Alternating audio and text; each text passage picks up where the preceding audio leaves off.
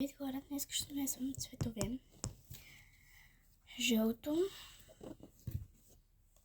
светло-розово и зелено.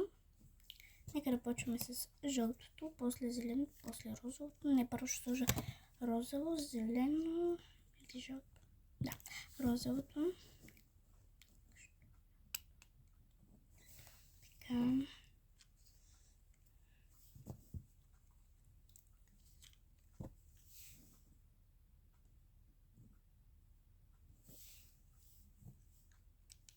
Може да гласувате в коментарите кои други цветове да ползвам. О, това още не е отворено. Перфектно. И сега ще го продължим с ето тази част. Просто много трудно става обаче. Е така.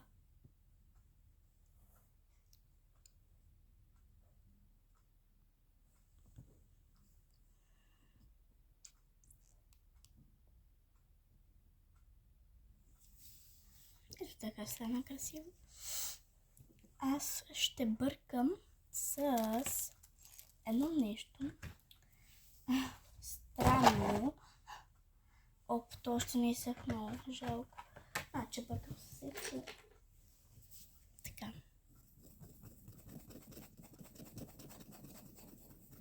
Аз мисля, че малко бая зелено сложих, а по-малко от жълтото.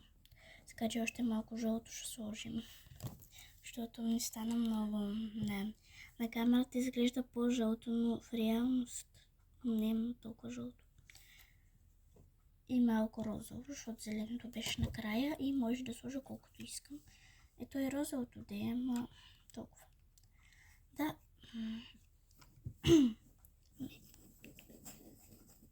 Става един странен цвят за сега. Ето. Някакъв по-такъв. Да. Не казвам какъв цвят. Да. И така стана ето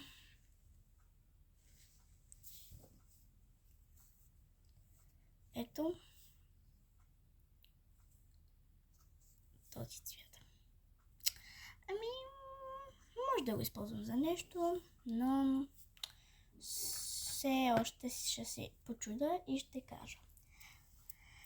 Гласувайте какъв цвят да направя тук.